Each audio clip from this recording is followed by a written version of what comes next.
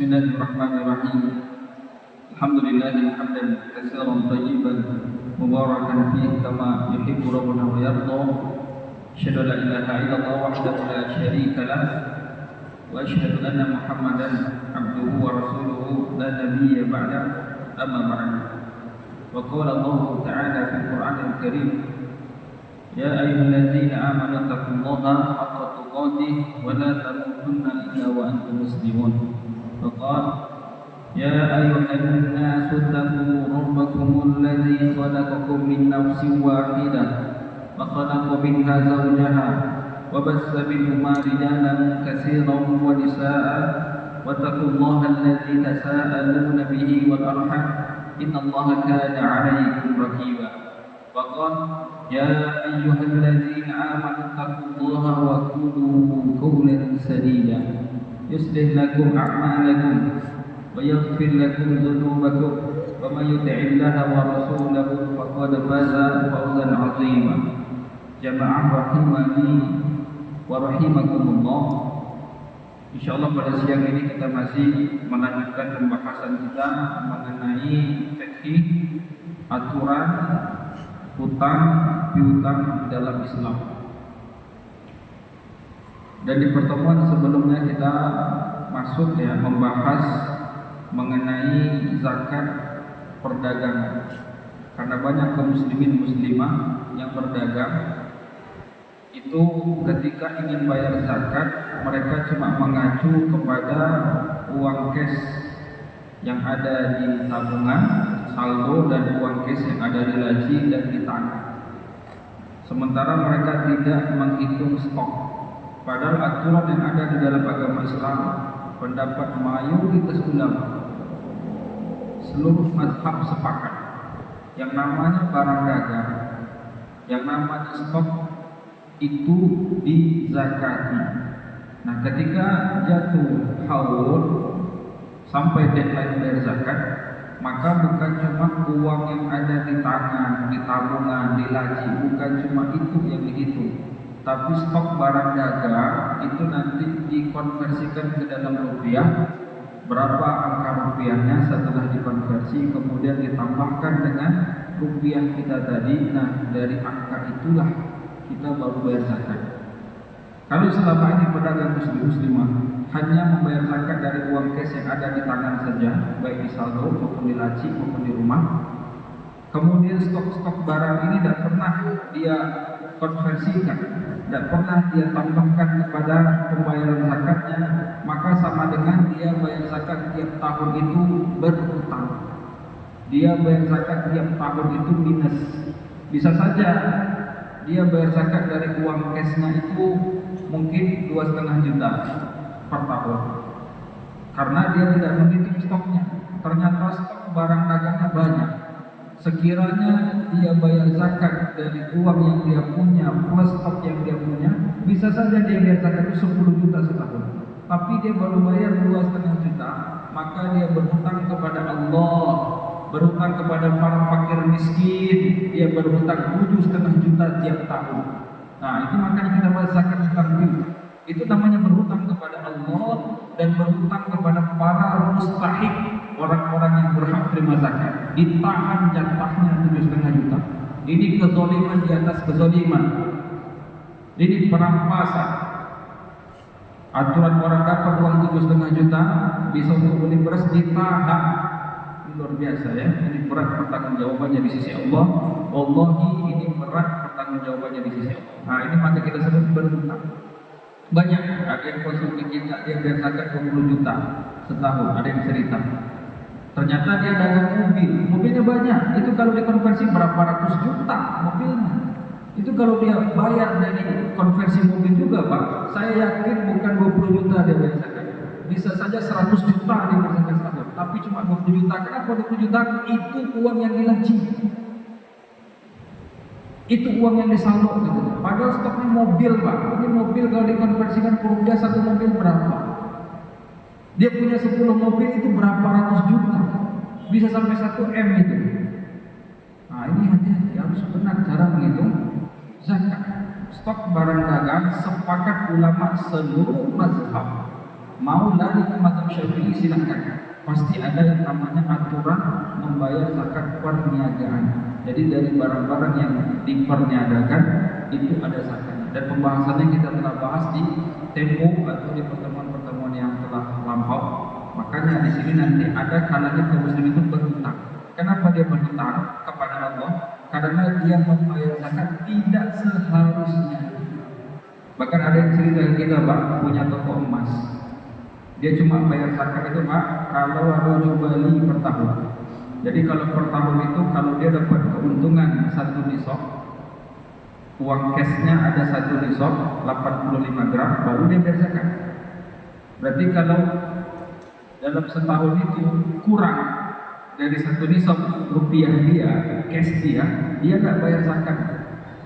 Padahal stok dagangnya apa? Emas, punya emas 2 kilo. Apa urusannya? Uang cashnya kalau nggak sampai 1 nisab, uang cashnya baru 100 juta, tidak masalah. Stoknya saja ada 2 kilo. Itu berapa rupiahnya? Ditambahkan uang 100 juta cash, ditambahkan emas 2 kilo, dijadikan ke rupiah emas 2 kilo tadi. Tambahkan dengan uang 100 juta, dari angka itu dia bayar zakat. Nah, ini betapa banyak hutangnya kepada Allah dan betapa banyak hutangnya kepada fakir miskin, orang-orang yang berhak terima zakat. Nah, ini harus diperhatikan. Kemudian materi kita lanjut, semoga waktunya cukup. Di dalam Islam, di samping barang dagang itu juga dizakatkan. Jadi kalau orang jual di rumah, Pak, rumah itu stoknya. Orang jual beli mobil itu stoknya. Jadi diperhatikan. Itu stok apa saja yang jadi barang dagang itu stok. Dan ini nanti input kepada item zakat. Nah, di samping ini kemudian ada pembahasan yang penting juga di dalam masalah zakat. Di tengah para ulama, seluruh mazhab, kita bicara seluruh mazhab sepakat, ada namanya nanti zakat hutang, ada namanya materi zakat piutang, ada namanya materi nanti hutang zakat. Apa itu zakat hutang? Zakat hutang itu kalau di dalam dunia dagang, hutang dagang. Jadi kalau dia jualan, pinjam modal ke orang, atau mungkin ambil stok dari orang, tapi hutang. Ini apakah dizakati atau tidak? Jawaban para ulama, ini juga dizakati. Jadi hutang kita, Pak, itu juga dizakati. Bagaimana teknisnya? Ada teknis. Jadi perhatikan, ada tadi zakat hutang, kemudian ada zakat piutang, kemudian ada namanya hutang zakat. Nah, ini semoga paham. Kita mulai dari zakat hutang nanti atau hutang dagang. Nah, kalau dalam dunia dagang, hutang dagang kadang ada isi kedainya itu kadang hutang, atau mungkin modalnya pinjam teman dulu gitu ya. Nah, hutang yang ada di kita itu dibayarkan zakatnya atau tidak? Para ulama sebutkan hutang yang di tangan kita itu zakatnya dibayarkan.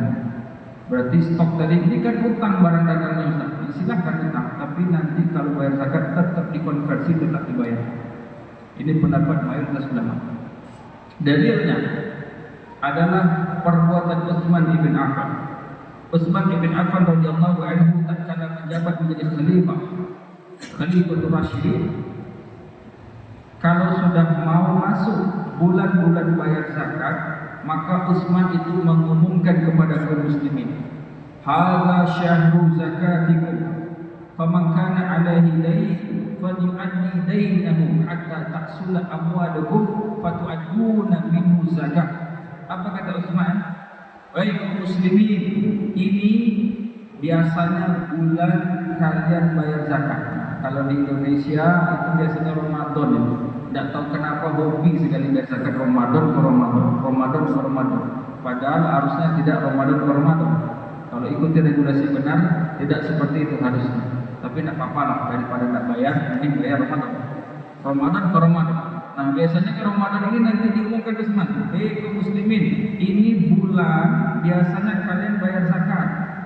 Faman kana alaihi dayn, barang siapa yang punya hutang dagang atau hutang yang lain, barang siapa yang punya hutang, maka bayar dulu hutangnya, agar nampak nanti uang sisa itu, kemudian kalian bayar zakat dari uang yang tersisa itu.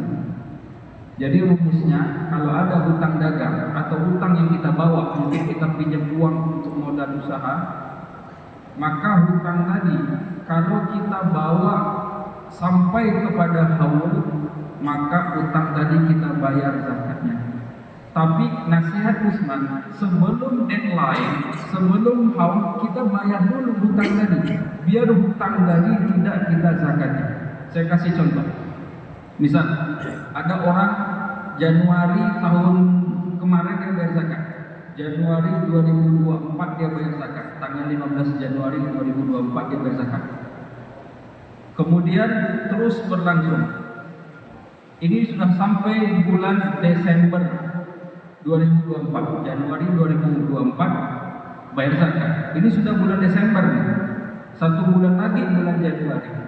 Nah, ini sudah dekat bayar zakat. Katakanlah orang ini dia punya uang cash 100 juta. Di Desember 2024 dia sudah punya uang cash 100 juta hasil perdagangan. Kemudian dia punya stok barang-barang dagang dia itu dikonversikan ke dalam rupiah di Desember itu dapat angkanya 100 juta. Walaupun bentuknya barang, tapi kalau dirupiahkan dikonversikan itu 100 juta.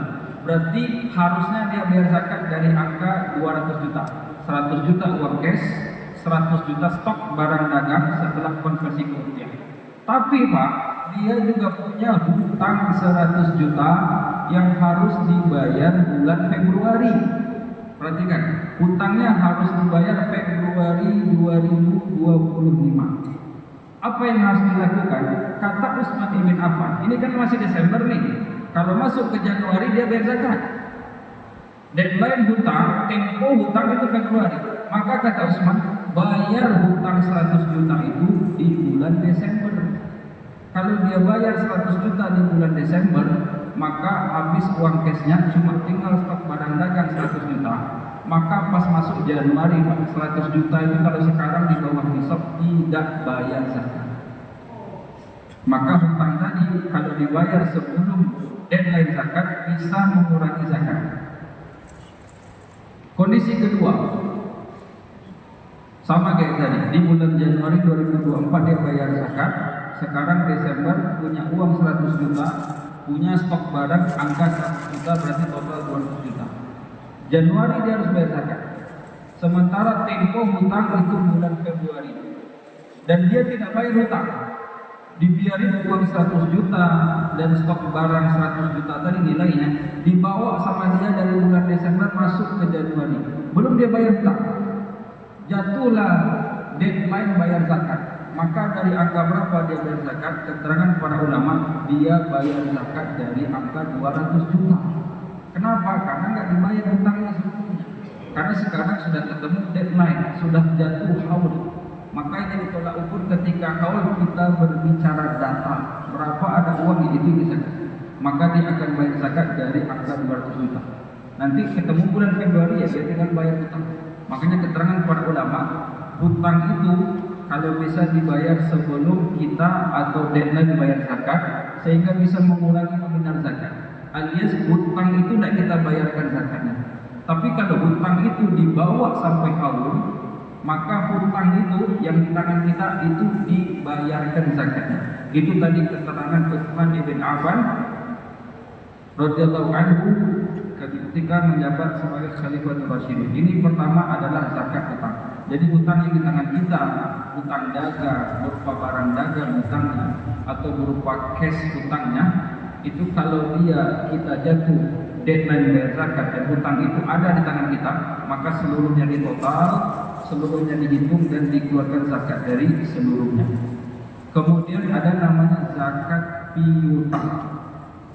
Kalau piutang atau piutang dagang atau uang kita yang di tangan orang atau barang kita yang di tangan orang, apakah piutang ini dizakati? Nah, untuk masalah ini nanti dirinci dua Pak. Piutang itu ada piutang lancar, ada piutang macet. Syarat bayar zakat adalah milkut hak.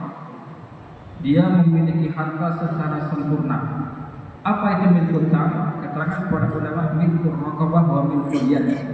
Milkul raqabah yaitu memang harta itu punya dia. Kalau milkul yad memang uang itu bisa dia kuasai.